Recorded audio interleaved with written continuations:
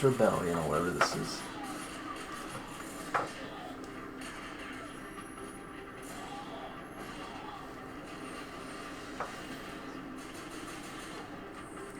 So yep, this should be issue 103. And it's the earliest one I got. I remember when I got these demo discs, they came in a magazine. Some old one that my brother subscribed to, apparently. No idea why we did or why we stopped, but eventually we only had a few of these.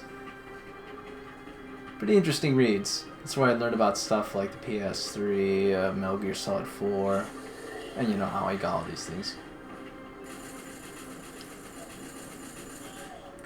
But enough about the magazines. This is the real beauty. These demos.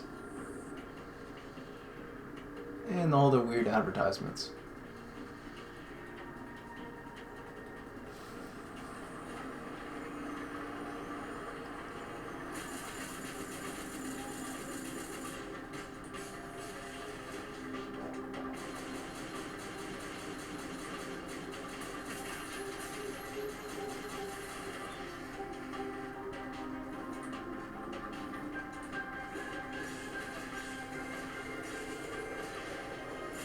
Rogue Trooper coming soon.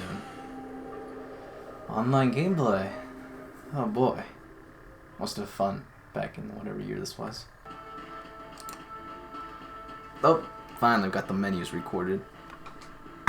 Let's see. Let me mess around with this. Okay. So we got the inside the game, the playground, the replay, the extras, and that's it. What's inside the game? Videos. Oh, okay. What was the initial one? Okay, yeah, this must have been there. Let's look at other games. Shadow Hearts. That's a pre-rendered background and those tints are all over it. Motor oil, unexcelled. Huh. Times.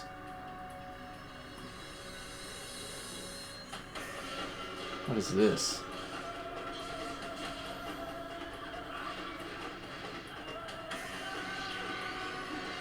Yeah. Received one shroom coin. Oh yeah, the music pumped up.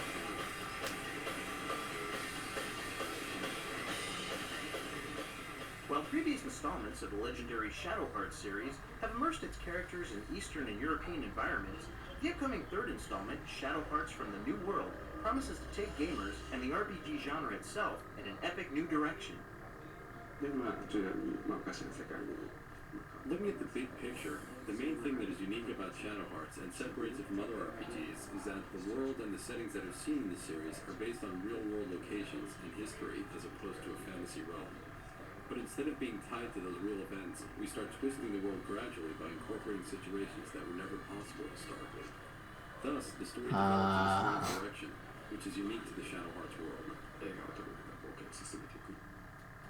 You're a cat? What are you gawking at?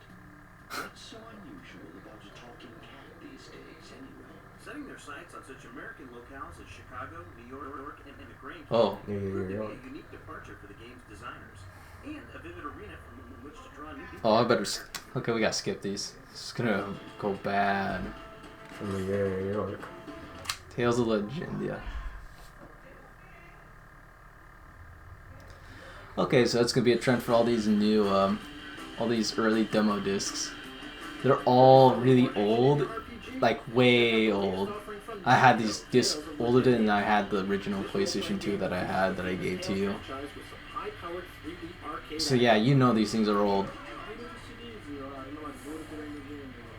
I've been making the Tales series as an RPG for the past 10 years, and Namco had been making fighting games. I was really excited I like how they're all running in unison, synchronized and everything. You'll recognize quite a bit from the previous Tales series, but there's plenty of new adventuring to be done aboard the Legacy. The names of about half of the spells, techniques, monsters, and items are taken from the previous series. The world, characters, and history, however, are all completely new. Climax. Wow.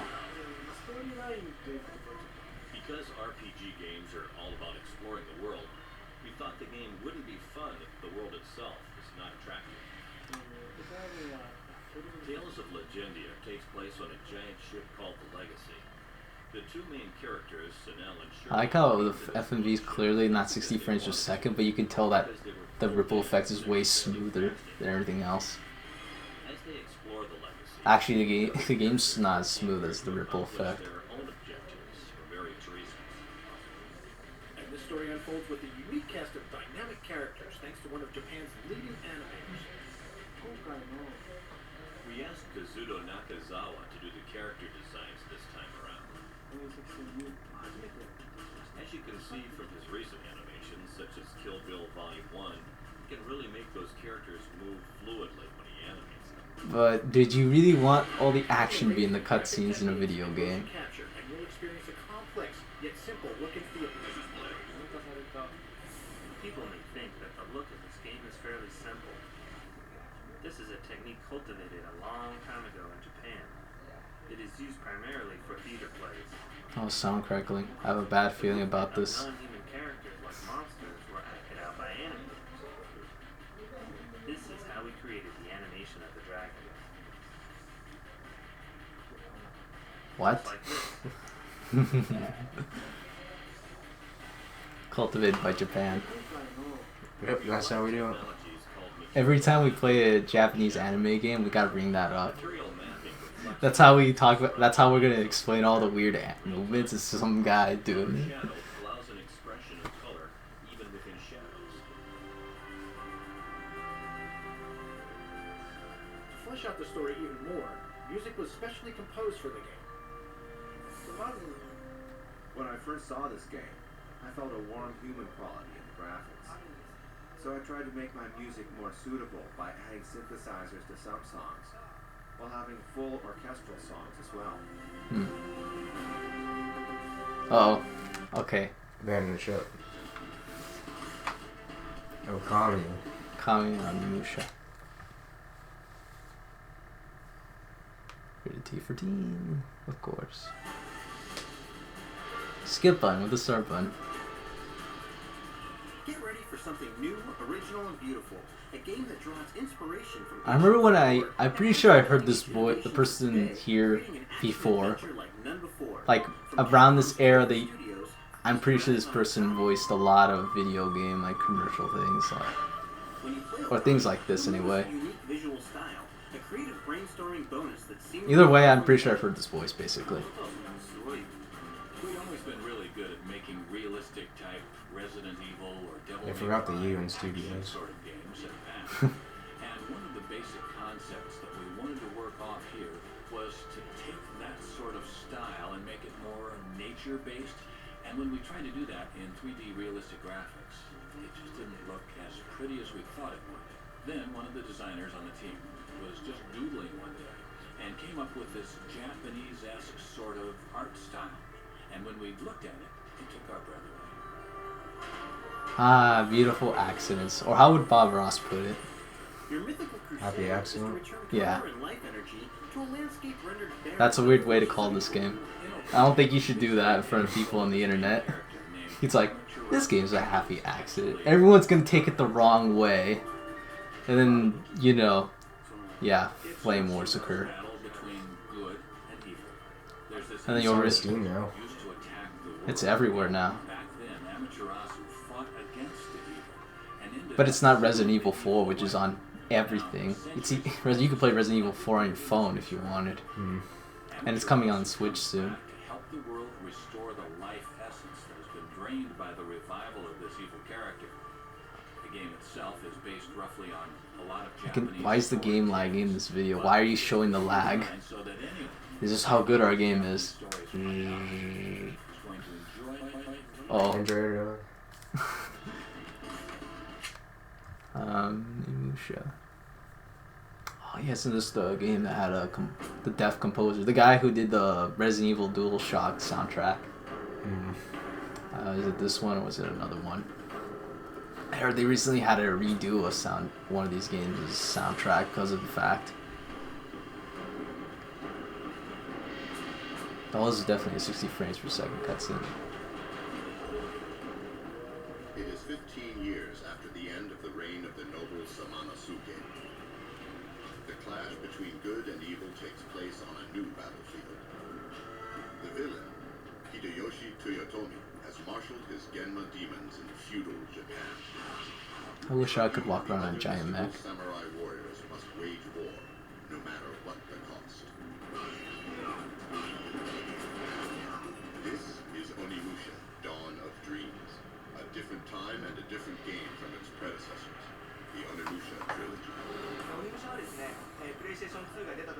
Onimusha was the first samurai. So apparently these are all Capcom. We wanted players who had never played Or maybe I'm samurai just being games ignorant, but before to whatever. understand Japanese Lots of history. Cap. It's already We these two developed the series Capcom. in 3 parts. This version, however, is different from the others in the series, and we wanted it to be new and distinct. Ooh, smooth gameplay. Disappointing fact is that depending on how I have to deinterlace For this, this version, I might lose all the smoothness out of this. the Lord who ascended right after Nobunaga. This So everyone's gonna be looking like, that's not smooth at all. It's like 30 frames, and we're like, oh, look at how smooth this is. A side story of the Onimusha series? I'll tell you right now, it's much more than that. I want fans to understand that this is the 4th self-contained installment.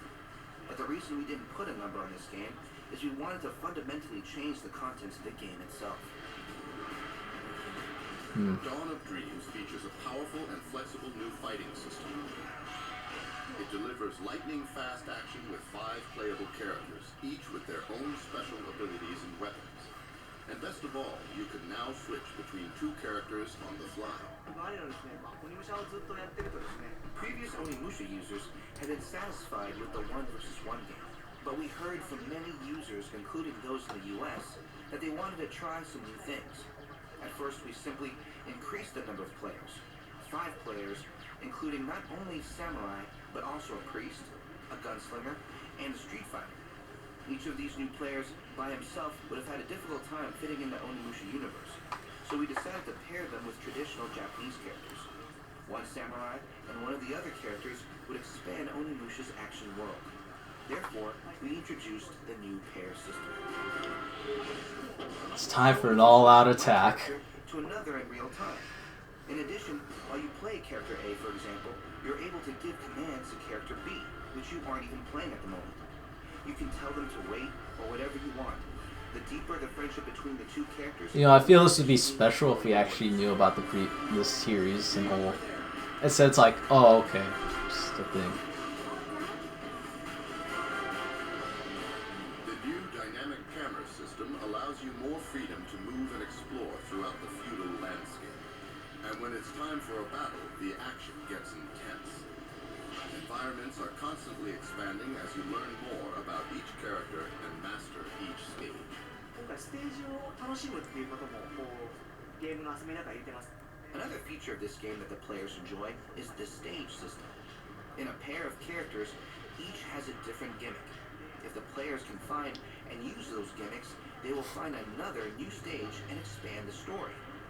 And the new free camera system allows the player to view more of the stage dynamically. So this is the first game in Onimusha game to have a free camera. That is not a good sign to hear from somebody who doesn't know about the series.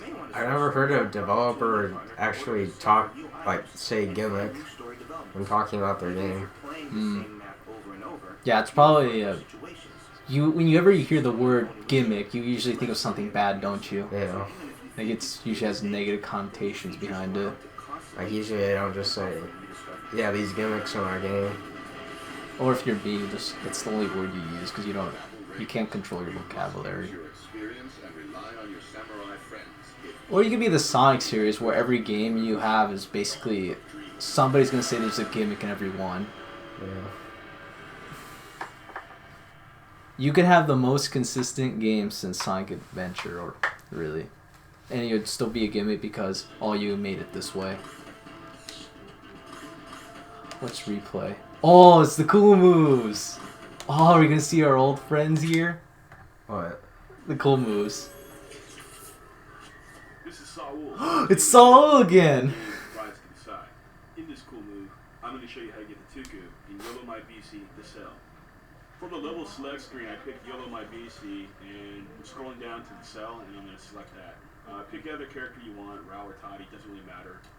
You can see a little cutscene right here before the boss battle begins. Who's there? Yeah. Majority of this level just consists of all these tentacles that are within the room that you're supposed to defeat. What you want to do is just ignore the tentacles for right now. There's actually a hidden area. Help back me. here. No. Gotta be quick though, because Toddy's gonna be left on her own, and if she's on her own for too long, she might die. And avoid the tentacles that are coming out of the water shooting at you. Once you get over here, you can tell there's a staircase. Okay. What you want to do is take the You staircase can't tell. all the way There's a up, staircase. and at the end here, you're gonna find the Tuku. All this thing's gonna come out horribly on the footage. It's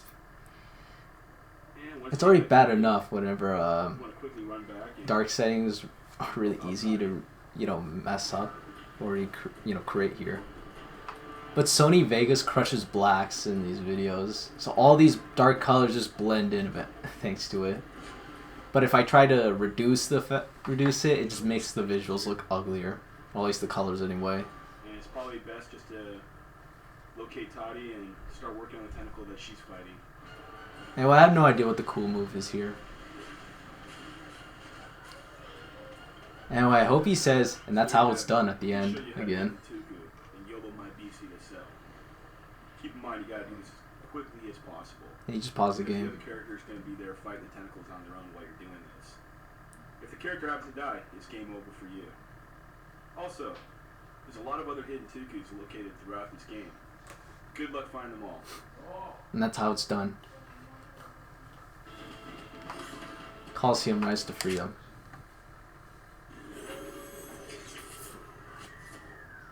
Hi, my Aaron name's Aaron Plotkin. Plotkin. I'm going to show you a cool move today for Coliseum Road to Freedom. It's an easy way to subdue an enemy if needed. So the idea behind this cool move is to knock one of your enemies into the spiked log, get him stuck under the That's seriously a cool move? using either your shield slam or your uppercut, depending on the Here's size this of the shield obstacle you're that's just there. It's a cool move using. if It can be rather you manage to do it. difficult with multiple enemies. So they will simultaneously attack you and not give you the opportunity to use your special Oh. moves. He's stun locked. Remember, they won't always stay down. This move has to be performed at the Atilius Arena. That's the only place where the log spikes appear. So let's have fun playing Coliseum Road to Freedom and give that man the corona. No What? emotion. What was that? How many more do we got? Oh, just one more. Dead to rights to hell to pay. Hopefully after this we can play some games. Hi, I'm Santos Wesso. There's no easy way out. Dead to Rights 2, a quick way to end your enemy's lives. Now, to perform this move, you don't really need... This guy looks like Nathan to- Drake. What you can do is simply just go up to an enemy, and as soon as you grab him for a hostage, you press jump. This guy's letting himself get Enemy shot a will lot. drop dead. I like how what he's doing clearly looks glitched That's out. the cool move for Dead to Rights 2. As you can see, I promised it was going to be quick. So yeah, just try it out, have some fun, and remember, there's no easy way out. And that's how it's done. What's the extras? Ah, just credits. We don't need to bother with these. Now for the playground, the real stuff. Let's play Okami. Your thing break? Who knows? We'll find out.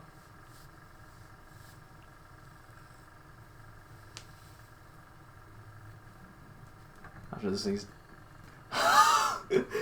Oops. Oh, we really did break it.